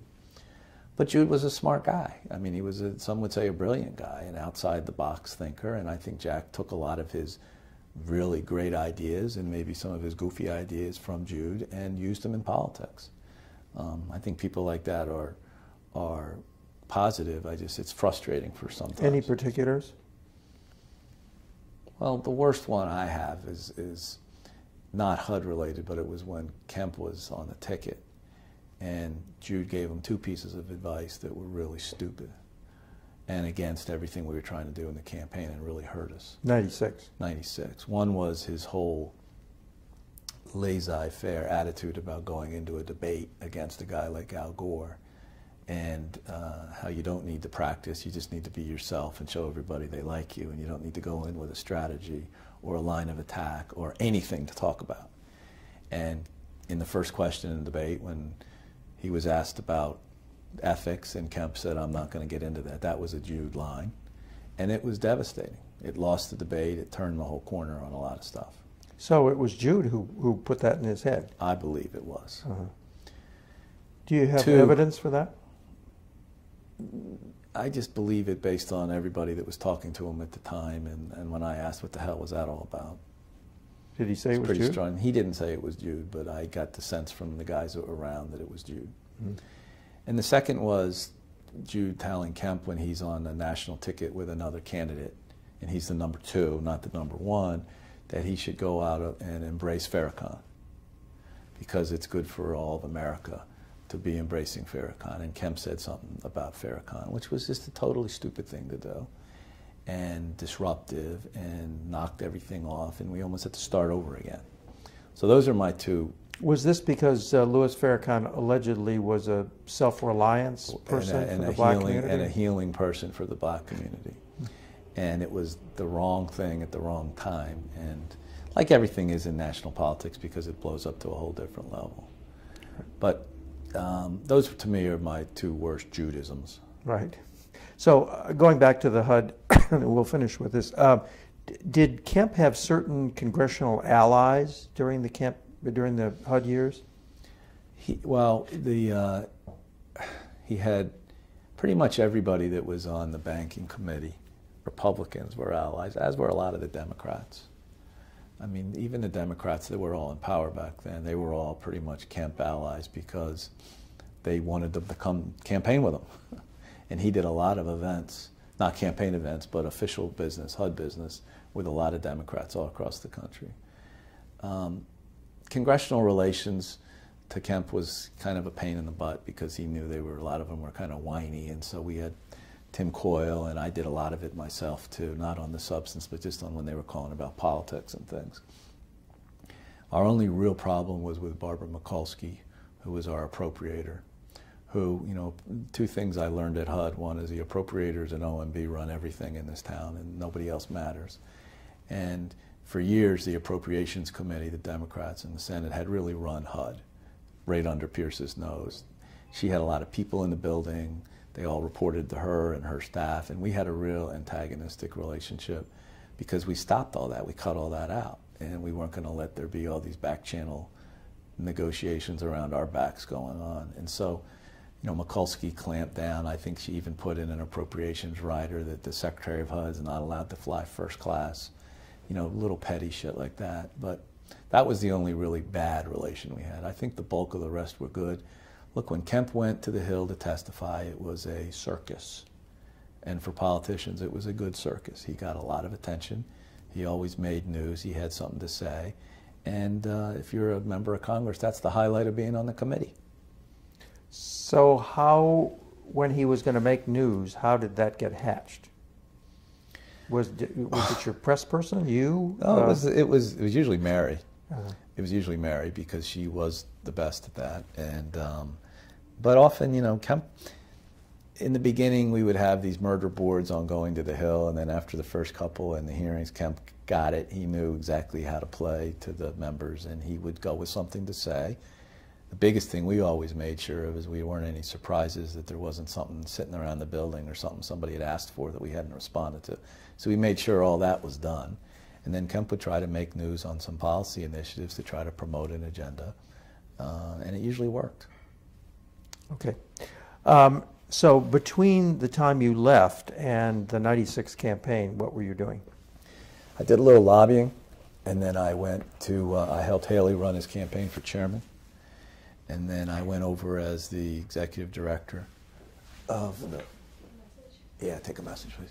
Executive director of the Republican National Committee, where I stayed in touch with Kemp a little, but not a lot. He was setting up Empower America. The next time Kemp kind of came on my scene was in late '94, when Pete Wilson came forward with his immigration policy about 10 days before the election, the midterm elections that we won, and Kemp denounced it, and it was just a huge ruckus politically. Then the election came and went. We won everything, and then I got started talking with Dole about going over to run his campaign. And I told Kemp right before I had said no a couple times, and then I went back and said yes. But I told Kemp right before I did it that I was going to do it just because I felt I owed it to him. And he said, great, good luck. You know, he wasn't planning on running. He never considered running in '96? Not to my knowledge. Never once. Not to my knowledge. And I think I would have known. Okay. So is he basically off your radar screen until the vice presidential No, he's choice? basically off my radar screen. But during '95, I did talk to him a good bit. He'd call with ideas, not being an advocate for Bob Dole, just to, you know, you ought to think about this. You know, we had a relationship, and then the time we really got into it was in, I want to say February, when Kemp endorsed Steve Forbes, I want to say the Thursday before the South Carolina primary.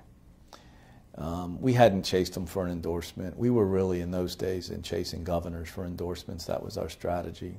The governments were the base of the party. I didn't hear much from Kemp. And then he calls me literally the Thursday before South Carolina, and I think he had just endorsed Forbes, or maybe I called him, I don't remember. And I was like, what are you doing? He goes, well, he's a friend, and, you know, I really believe in his hope growth message and all that. And I said, Jack, we're going to win this thing on Saturday, and then we're going to win 20 straight elections. We're going to win. Your timing is just incredibly stupid for your own good. Well, it's what I believe. This is how I wanted to do it, so I did it.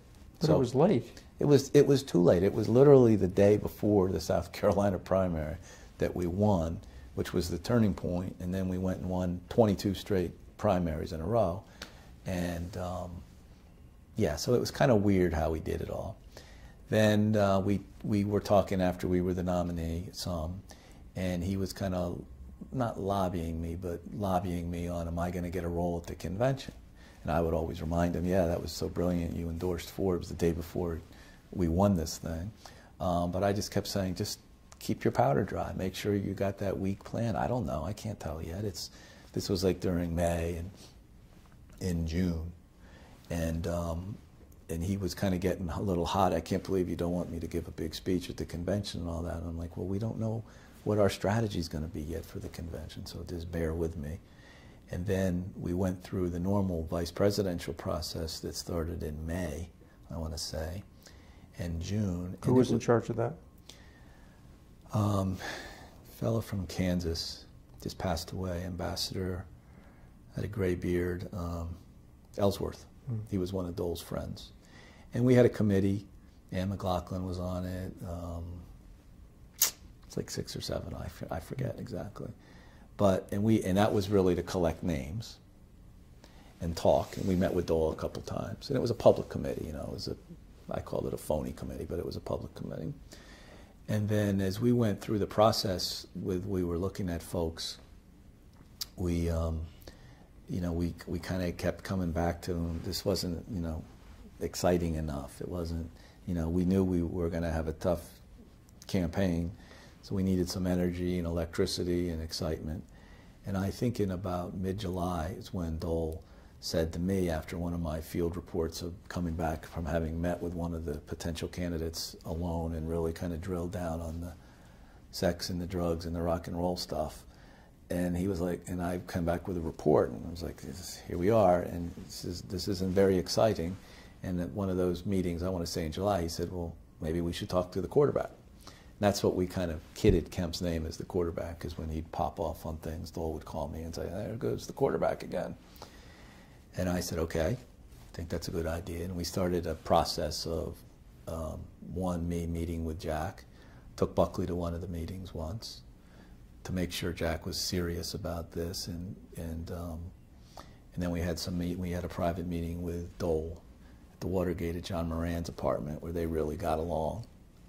And then we kind of started a process of Kemp having to, and we had a process in those days of you filled out a questionnaire and you turned over your tax records and your health records, I think. And, with Kemp, we kind of jumped all that process because we didn't start on him until it was so late that it wasn't the normal process. I mean, I do remember sending the questionnaire to Bill Bennett. I had him out campaigning with Dole for a day. They really got along on the road. Had a good day. I forget where they went. And Dole said, well, maybe we ought to talk to Bennett. So I asked Bennett if he'd be interested. He said, sure. I sent him the questionnaire. He literally called me back the next morning and said, no, I'm not doing this. And it wasn't that intrusive. It had something to do with slot machines? It had something to do with something. I didn't know at the time, but I think in retrospect it had to do with gaming. So did you poll on vice presidential candidates? No. We did, but I don't think we ever put Kemp's name in the poll.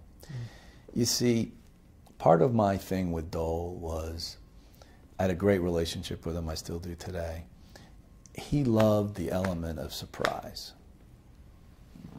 And I knew that if we were going to put Kemp on the ticket, it had to be a total surprise, or he wouldn't want to do it. And so I never told our official group, Ellsworth, that we were vetting Kemp. I never told my team, my strategic team, my guys and gals, because if it got out, I knew the way Dole would react to it. And so it didn't get out. And so we never went through the normal. I mean, I had put together a vice president team in, I want to say, June. Berman was in charge of it, to integrate with the campaign. I had him out on the road a little with the campaign team on the plane to learn how we operate, how we make decisions, how it works. And he didn't know who it was, and I didn't tell him till the end, until it was public, actually, because I didn't want it to leak out. Just like when Dole left the Senate. I'm telling you, if that had leaked out, he wouldn't have done it. We came to the conclusion in mid-April after we won the nomination that the Senate was killing us. Ted Kennedy, in those days, was doing a great job of tying us up in knots on the Senate floor every day. And as hard as it was a simple conclusion: we can't do both. And if it had leaked that morning, I'm telling you, Dole would not have gone and resigned. And the fact that it didn't, and the fact that everybody had all these crazy stories of what was going on, he loved that intrigue, and he went and he did what he thought was the right thing to do. When I saw that happen in May, I said to myself, that's how the VP thing's got to be done. Because if it's out there, he'll go in a wrong direction, possibly, for the wrong reason. And so that's why when we did the Kemp thing, my deal was no one's going to know about this. So was Except Kemp, for Buckley. Buckley was the only guy I had in the loop on it. And I trusted him 100%. So when did you decide that it ought to be Kemp? I decided it ought to be Kemp when I came back from my last private meeting with one of the other potentials. And I was just like, I kept envisioning the arrival ceremony at the convention and the need for it to be an exciting, we had planned this big coming down the river or down the bay and the boats and all this other stuff, 10,000 people, and a real exciting thing on Sunday to kick off the campaign and to kick off the convention and the excitement. And I kept envisioning Dole up there with one of these other guys and there being like no enthusiasm. And it was like a nightmare I was having because they were all great men, they were all great people, but none of them struck the chord of enthusiasm that I felt we were lacking in terms of excitement about Dole and the ticket. So the quarterback idea is a fairly late one. I mean, this wasn't something that you plotted way in advance. I think the quarterback idea came up July 20th.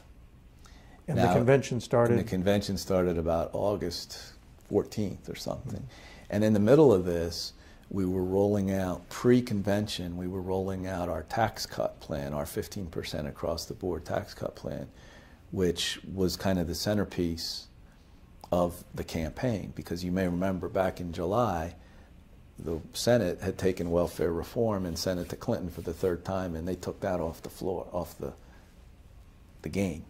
So we were kind of, okay, the 15% was going to have to be the base of the campaign, which is another thing we thought Kemp would be a supporter, you know, obviously not only a supporter, but an enthusiastic advocate for, and could help us.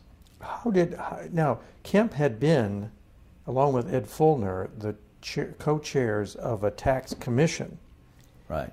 Did that lead to that Dole's that helped. That helped. That was something that we had done with Gingrich, as I remember, as the leader and the speaker. And we had put Kemp, we had asked Kemp to be on it as part of my early on trying to make up with Kemp and bring him together with Dole. We thought it would be a good opportunity.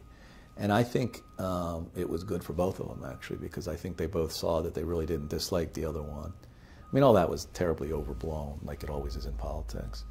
But that was part of the process. Let's look at the quarterback. But it helped them say those words when we got down to the jam. So did you have any inkling in advance that this was, I mean, it sounds like you had a plot here. No, I didn't. No. It wasn't a plot, except for, it wasn't a plot, but it was a reality that these other men we were all looking at were just not going to get us there. Mm-hmm. And we had done some testing and some polling. You know, Connie Mack would not make a difference in Florida, example. Carol Campbell we had looked at. We were looking at Engler. We were looking at Don Nichols. That was pretty much I think that was Christy Todd Whitman?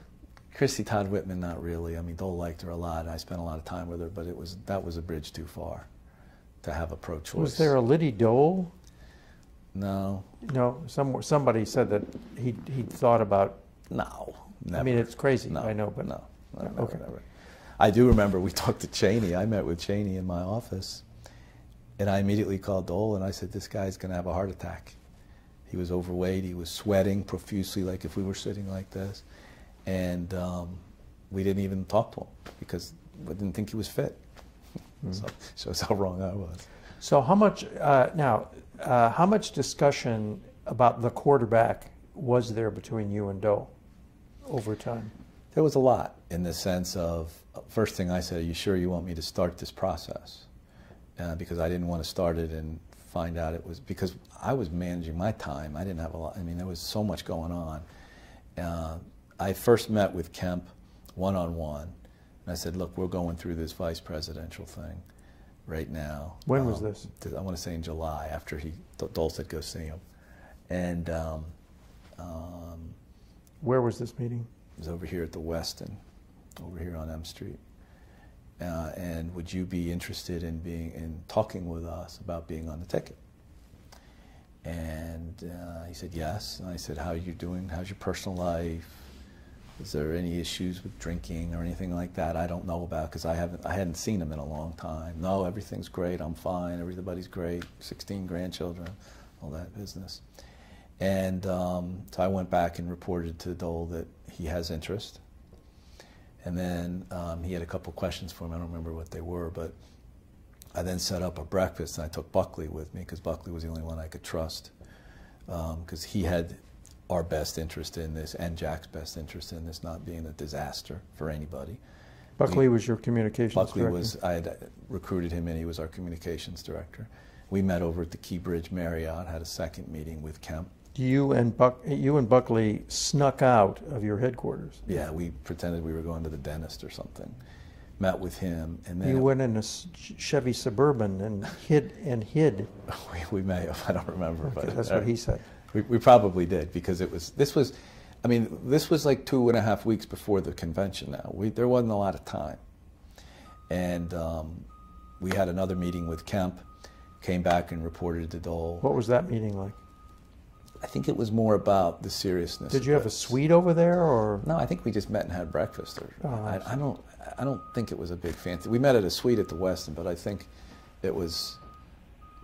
I just think we had breakfast in a private room, but it was more about from us to him. But it wasn't a private room. I mean, it wasn't in a public place. No, it wasn't. Yeah, because if you'd been seen, it would have been a disaster. Yeah. And nobody knew anything at the time. And I think it was more about from John and I to him. You know, are you ready for the seriousness of this? If this goes forward, this is the real deal. This is going to be a life-changing event for you and your family and everybody involved. And are you really up for this? And he said yes. You can't tell anybody about this. He said he wouldn't. Sure he was. And that generated the next thing was to get he and Dole together. I think I have this chronology right, at the Watergate Hotel a couple days later, where Dole lived. John Moran was our finance chairman. He had an apartment there, and we snuck Kemp in. And we had a dinner, just the four of us. I think it was Dole, Moran, Kemp, and myself. And it was a social dinner. Not a lot of, but it was more to see how they got along and could they get along. And it wasn't even a lot of talk about the ticket. It was just more of a can they get along deal. And they did. So what did they talk about? The issues, politics, what was going on in the campaign, what the country needed, what the direction the campaign is going. We talked a lot about our 15% across the board that Kemp was fully supportive of. Kemp must have loved, right? He loved. It's by the way, it's what Bush ended up doing 4 years later. Same thing, they just changed the name. But it was a positive dinner, and I kind of left that with, okay, do you want me to go to the next level of this with Jack? He said yes. And so we got some financial information from him then. We had to kind of do a crash deal because Jack had scraps of paper in his back pocket of stock options and stuff Larry Ellison had given him, and he didn't have it all together like normal people do. So we had to spend a lot of time with accountants quickly in the conference room. Sharon was helpful in that, kind of getting all that straightened out, his tax records, going over all that, making sure there was no big hiccups, and the analysis was there weren't. Then we got into the last week of I think we had always planned to announce the nominee in Russell on Saturday and to fly into San Diego on Sunday for the arrival event. So I want to say by about Monday or Tuesday, we were good to go with Kemp internally. Nobody knew what was going on.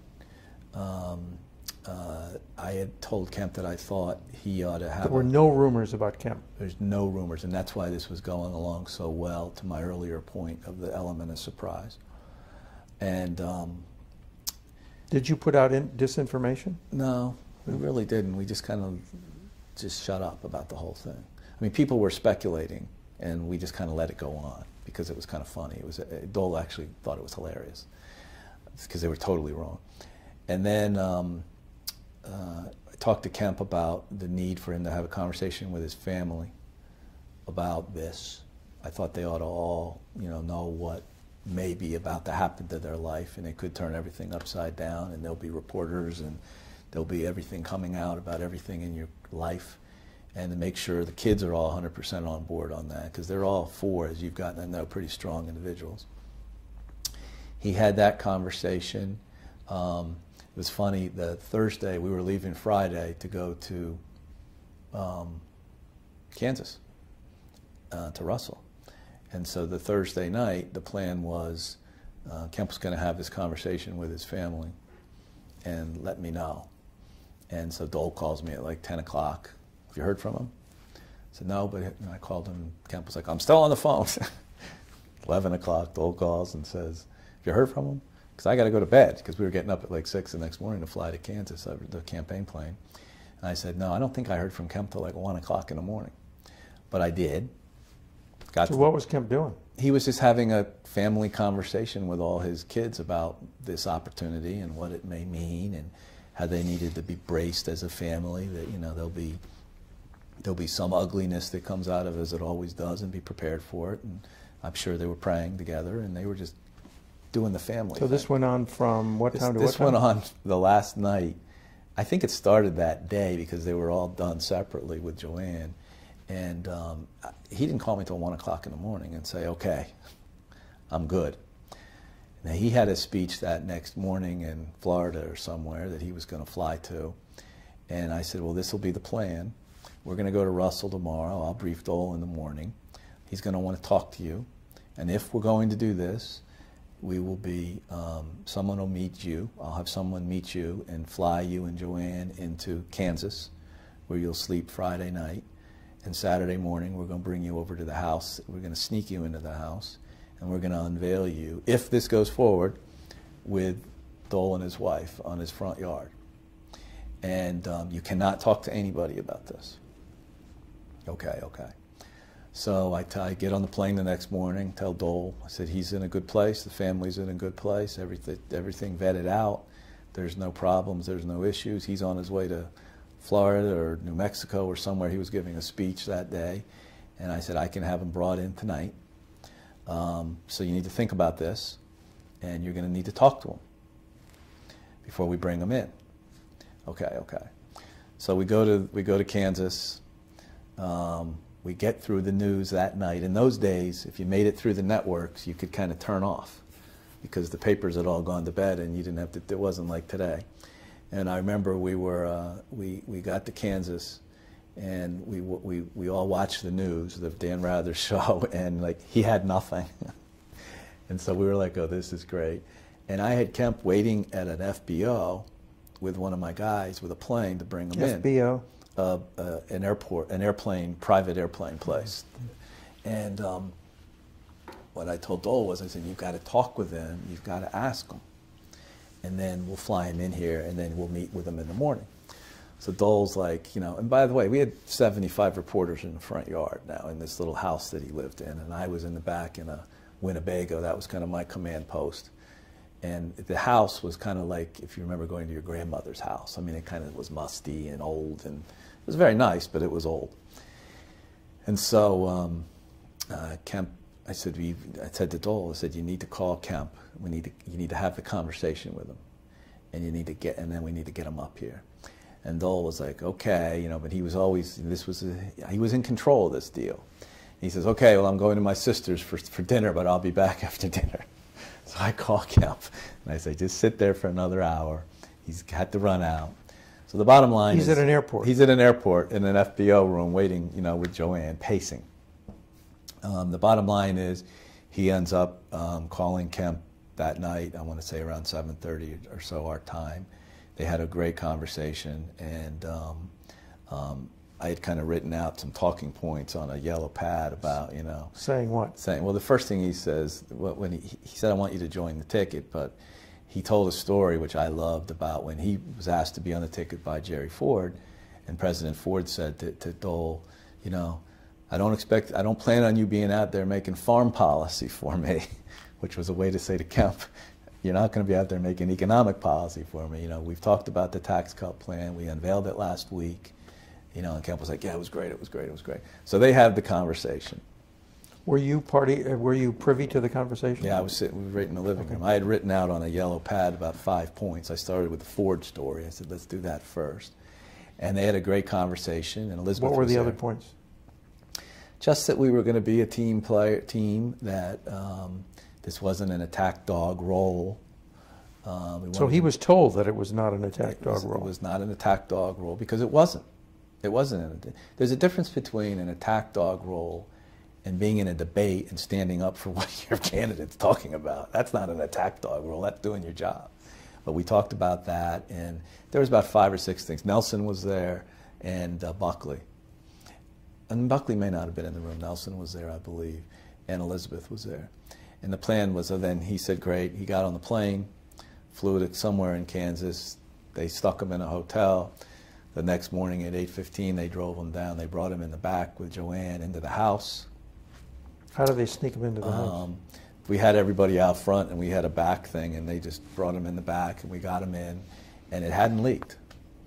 And I think after the news Friday night, I think Dole had actually called Novak and told Novak, he showed him a little leg. He said, I want to do Novak. Just because this was part of Dole being having fun. And I think Dole told him, you know, we're taking a good look at the quarterback or something like that. And I think Novak was able to report that a little somewhere, somehow, that kind of gave Novak an edge on getting Didn't Dole actually ask Novak about Kemp? He may have. I think he did, but that was like 2 months earlier. That was in an interview like 2 months earlier. But I think he gave him a little to Novak so Novak could get a little edge on everybody on it. And then Novak was on CNN in those days? Yeah, he was on CNN. But he was also putting out his newsletter thing all the time. But he was on CNN. And I think he said something on CNN Friday after the news that Dole had given him. I just talked to the leader and all this kind of stuff. And then, so we had we had Kemp and Joanne come in, and it was the first time I'd really seen them since meeting at the Marriott 3 weeks earlier, and there'd been a lot going on and 100 conversations. And we all got together in the living room, and I think Joanne and Elizabeth said a prayer with everybody, and then we talked about, okay, it's showtime. We're going to go out. I'm going to introduce you to the press corps. Immediately after that, you're going to come back in. We're going to go do a cover shoot for Time and Newsweek. I mean, we had it all choreographed out, and then we're going to go down to the courthouse where Dole used to have a job when he was a county lawyer. And that's where we did the real unveiling. We built this elaborate stage outside and all this kind of stuff. And that's where we went, and we went down to that, had that big event. It was a total home run. Kemp was perfectly on message. It couldn't have been better. Dole was pumped. You know, he had that spring in his step. He thought he had made a good decision, and he loved the way it had rolled out, the intrigue. We had a dinner that night with everybody in Russell, steak place, and then we all flew to San Diego the next morning. That's kind of how it rolled out. Mm-hmm. What about all the history between Kemp and Dole? I mean, they had been rivals, critics. I mean, Dole hated supply-side economics for years and years and years, which it frankly amazes me that he picked up this 15% across-the-board tax cut, because he'd been against all that stuff, and Kemp But the world had changed. I mean, that was one of the things Dole was good about, changing with the world. I mean, some people say it's flip-flopping or whatever, but the truth is, I mean, look at the debate we're going on right now with this Grover Norquist thing. I mean, the world has changed. And, you know, the Republicans that are standing up on that, I think, are good. So it was look, when I got picked to go with Haley to the Republican National Committee, you know, Dole took a shot at me then. Oh, a Kemp guy going over there. I mean, you know, he had kind of remembered me from beating him at the Polk County picnic. He didn't know who I was. So there was always this kind of back and forth, but it wasn't as, you know, neither of them are the kind of politicians we know that carry that around from early morning to late at night. I mean, they may have done it for political reasons, but it was it. And I think Dole had no animus. There wasn't that. No, not at all. And Dole, no, not at all. And he used to say to me, you know, everybody thinks we hate each other. We don't really hate each other. We've had some dust-ups. You know, we all have dust-ups. And as they had the little dinner at the Watergate and got to know each other, they liked each other. And I think they did even after the election. They did some stuff socially together after the election before they went their separate ways. But it was a little overblown. Okay. So the convention is a big hit? Convention, the arrival ceremony was a huge success. It was probably the highlight of the convention, to be honest. Kemp spoke Wednesday night, very good speech. Elizabeth had spoke Monday night. That was kind of exciting. McCain nominated. That was a good speech. Dole's speech was very well received. We left the convention. It was a three-point race. It was the tightest. It was the closest it ever was. 3-point in a three-way race with Perot. Pro was getting 7 or 6. 7, I think, at that time. And we went out and we left and there were no dust-ups at the convention. There was no ridiculousness. I mean, everything worked well. Jude was there. Integrated Kemp with the whole operation. Then I believe when we left the convention, I think we flew back east and I think we went to Buffalo and we did an event. We had them campaign together for about a day or two. And then we split them off, and because we had so much turf to catch up. And then I think we reunited them once or twice during the campaign cycle, the 60 days or whatever it was. But Joanne campaigned with him every day. She was on the plane every single day. And, you know, he kept a pretty aggressive schedule. Now, but did you guys dictate where he was going to go? But I thought he insisted on going to Harlem and Yeah, we had a, as I told you, Berman ran his campaign team. And we would dictate to a certain extent where we wanted him to go based on what was going on at the time of a plan. He had some things. I think he wanted to go to a football game one night in Colorado or Denver Broncos or something that we worked out. The Harlem thing worked out. I think the Harlem thing is where he did the Farrakhan thing, actually. But we were, I was running a national campaign. I didn't have time to micromanage Jack's schedule. There were guys and gals that were running it that were supposed to be doing the right thing on where it would help us win. I'm sure they gave into him on some things, but it wasn't a big deal. The big deal was the debate. Everything was great up to the debate. Mm-hmm. And the debate, he just whiffed. Okay, so what happened? Well, one other thing. So Ed Fulner is his guy on the plane. Well, no, it's actually funnier than this. Okay. As soon as he's chosen, and we get to San Diego, the first day, Quayle comes to see him. And we have this meeting in his suite. Quayle comes to see Dan Quayle comes Joel to see Jack. Or Jack. Jack. Okay. Says, you got to get rid of all these guys. They're just going to screw you up. And then he proceeds to tell all his sad, sorry stories about how the problems he had with all the Bush campaign. And so Kemp says to me, he said, well, I want to put Fulner in charge of my campaign. I said, you got to be kidding. I mean, Ed Fulner's a great guy. He's a fabulous guy. But he doesn't know how to run a campaign. It's like, I don't know how to pave a road. And so we had a little bit of a go-around. Berman was like, well, if he wants Fulner, I'll leave. I'm like, no, you're not leaving. You're staying here. You're doing this. So that was the only Fulner thing. I said, Fulner can ride around on the plane with you if you want. Because I remember Fulner went out on the campaign for about 4 days, was so exhausted, went to Europe for 2 or 3 weeks to recover, and then came back. This wasn't a sport for guys that don't know how to do this sport. So that was the only Fulner thing. But Fulner was part of his little posse. There's nothing wrong with that. Now, Sears was involved. Charlie was involved, Black. I asked them to come back and help manage the Kemp operation. Where were they? Well, Charlie had been with Phil Graham, so we asked him over the summer to come help us some. I didn't know Kemp was going to be on the ticket, but he had gotten involved with us.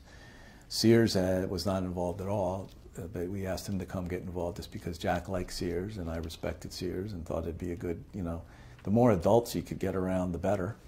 Again, I didn't want to be micromanaging the Kemp plane. I had bigger problems to deal with, and I kind of let it go.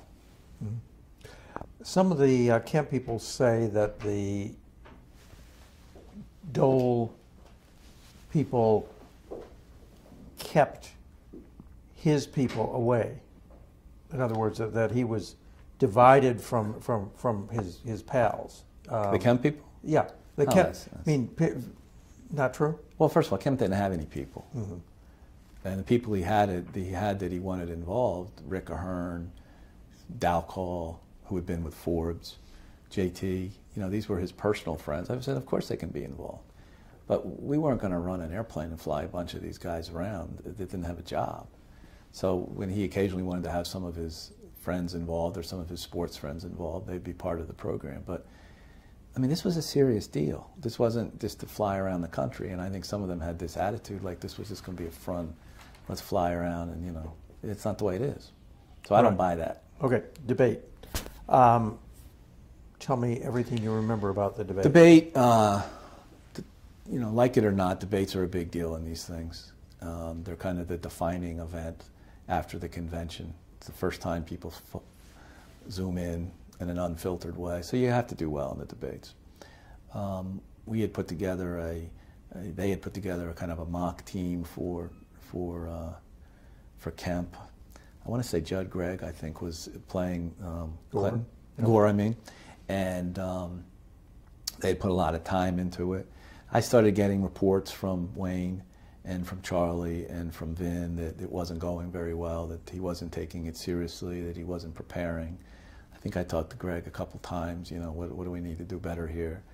But I was in the middle of getting Dole ready for his debates, trying to, and everything else we were doing in the campaign. The week, about 4 days before the vice presidential debate, this was a big turning point in the campaign. All the Chinese money story had just broken on Clinton and Terry McAuliffe in the White House, and it was a big deal. And it was for the first time people were really sitting up straight about the race. And polls narrow? Polls had narrowed some. Dole went out to San Diego and gave a real tough, good speech on ethics and on this Chinese business. And for the first time, we were getting some real momentum. For the first, we'd only get about 3 days of momentum in a row, and then something would happen, and we'd start over.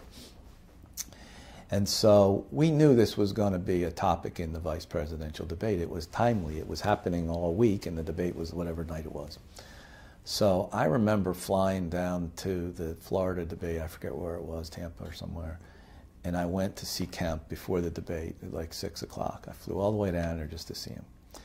And he was having dinner with everybody, his family, and they had apparently had a session that day, but it hadn't been that great. And my whole message to Kemp was, ethics is going to be the top issue tonight. It's going to be probably the first question. You read what Dole said yesterday.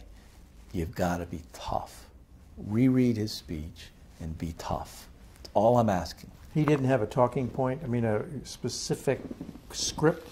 Well, they had tried that with the practice session, and I didn't. Again, I wasn't involved in it. I don't know. I've heard all the horror stories about it. But my whole message was, you got to be tough in the beginning of these debates. It sets the tone for the whole night. Well, the first question was about ethics and the Chinese thing, and Kemp gave an answer that basically said, I'm not going to wallow in that kind of mud or something like that. I forget what it was. It was terrible. I'm in the room with everybody watching the debate, all the governors and all our spinners. My phone, in those days you didn't have cell phones, my phone rings, it's Dole. What was that? I didn't see that in the briefing book. Click. And it was one of those nights that just went on, the phone kept ringing, to the point where I couldn't answer it anymore. I was like, Wayne, you got to answer. Someone else answered his phone. How many times? I bet she called me 4 times. And it just got worse and worse. And it was one of these deals. What did he say? What's going on? Didn't he practice? Wasn't he ready for this? And it got to like, 9:15, only 15 minutes in, and it was over. It was over. We had lost the night. And then all the governors, I remember Engler was in there, Lamar, Haley, everybody was like, well, I'm not going out there.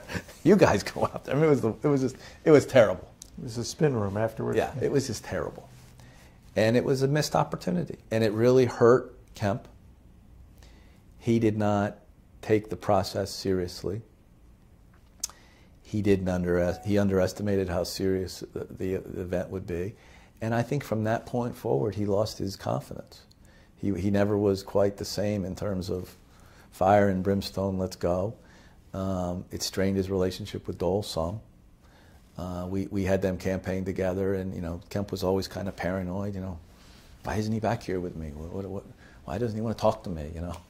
He's running for president, Jack. But it was a real turning point. Wasn't there an event in Cincinnati the next day where they were supposed to meet up, and somebody said that Dole went to the event and didn't go with Kemp? No, we met at the event, and Colin Powell was also meeting us at the event. So it was supposed to be a big unity event. I think it was in Ohio. But Dole didn't want to be alone with Kemp. He was so mad. And so, we had a tent or something in the back where they were going to meet up, and it hadn't all sunk into Kemp how bad it was. This was only the day after, and we'd only had the morning show, so it hadn't really sunk in. But Dole was upset, and he didn't want to be alone with him, and he was like, stay here. Wayne, stay here. Scott, stay here. And I think at that time Kemp knew, oh wow, I screwed this up. And then the only other time Did Dole ever say anything to Kemp about it? No, he's not like that. He's not like that. So what did Dole say to you guys? What happened? After the first line of, I never read that in the briefing book, what happened? But, it wasn't the end of the world, but it was a bit of a thawing in their relationship. I mean, you had some momentum going. We had real momentum, to the point where we hooked up with him about a week or two later in California. I remember we did a bus tour, and we had like 4 or 5 buses, and they had the Kemps and the Doles on the first bus, and I had a suite in the back of the bus, and Dole was hanging out with me the whole time. And Kemp would come over to me after, when we get to the event, and at first I'd say is be short, don't give a 20-minute introduction. He was there to introduce Dole. But he's like, well, what are you guys doing back there?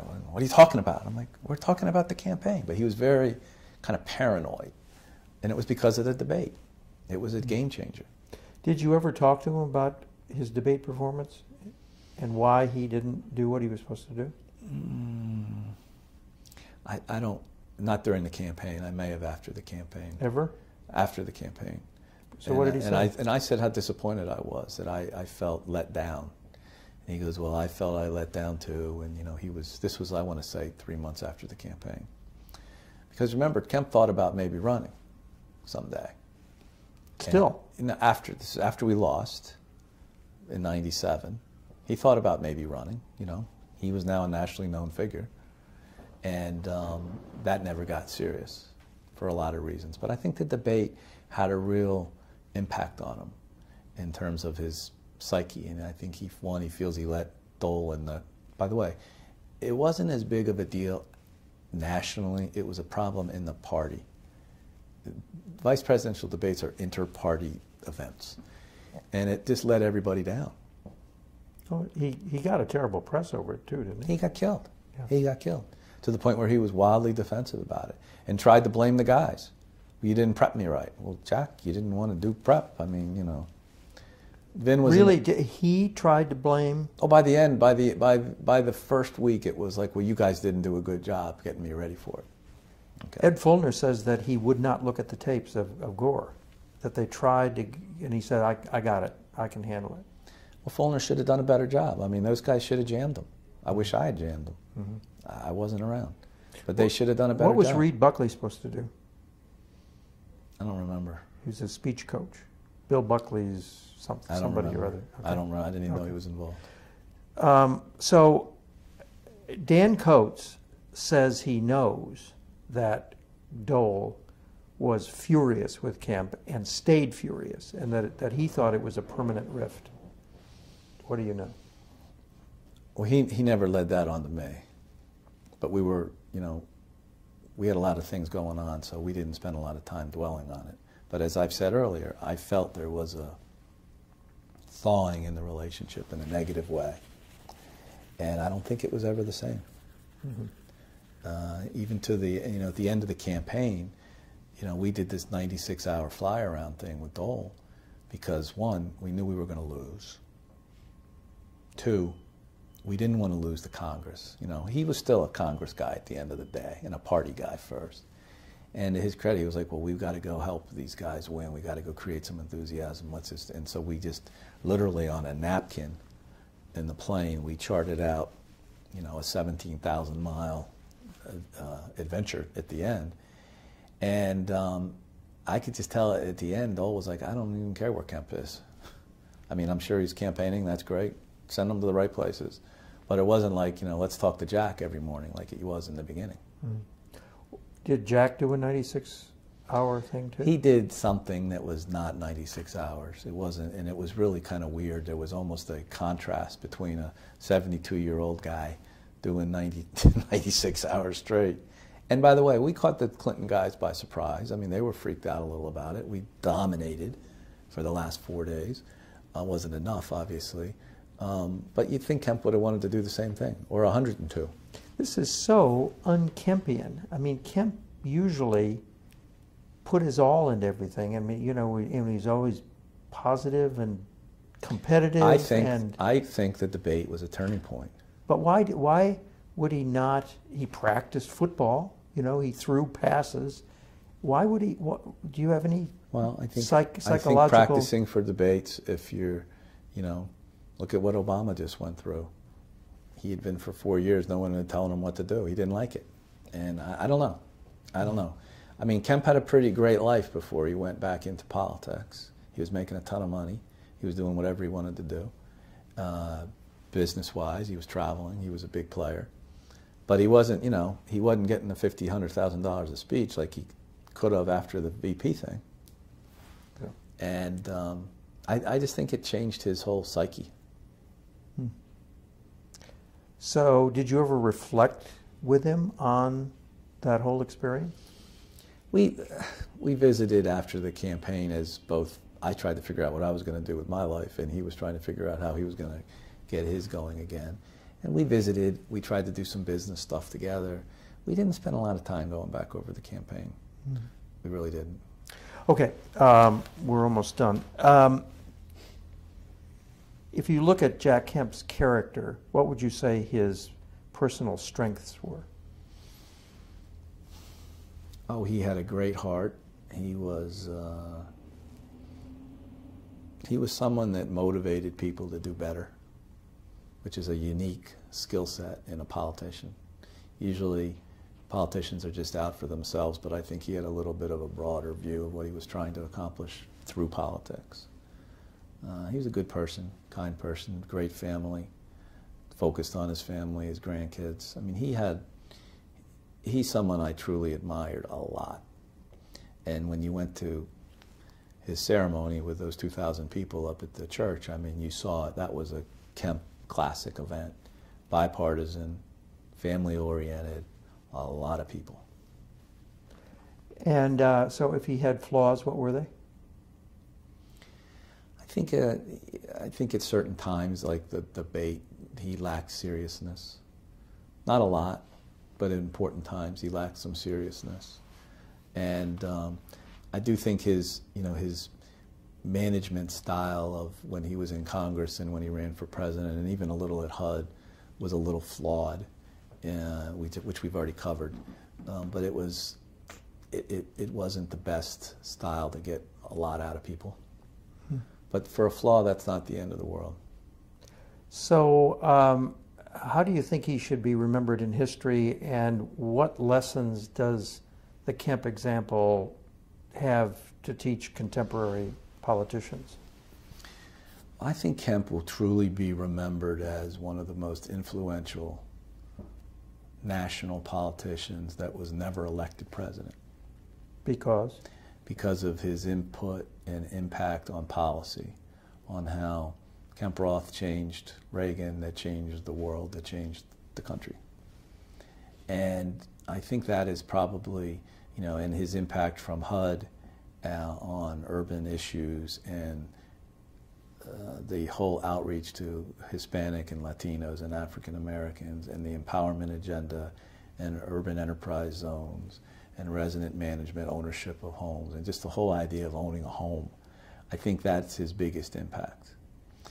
I think for younger people, Paul Ryan is a classic example. I mean, Ryan was a guy that sat at his knee, got him ideas, read for him, wrote for him, went and took a shot at politics himself. Very Democrat district, wins by 15 points, and finds himself on the national ticket. I mean, Kemp inspired a lot of young men and women. I run into businessmen and women every week, mostly African American, that have a Kemp story. The Kemp told me I ought to go do this. I did it. I'm now worth $50 million in this business. I employ 800 people. I hear it all the time. And I think he inspired a lot of people to put on your football pads and go out there. And, it's partially what inspired me to go run Dole's campaign. I mean, I had said no to Dole. I had a great job. I was very happy sitting at the Republican National Committee as the executive director and winning elections and doing well. But I was like, well, this is a serious deal. I got to give it a shot. And I did, and I don't regret it for a minute. Part of Kemp taught me that. You got to take your shots. Okay, thanks so much. Good.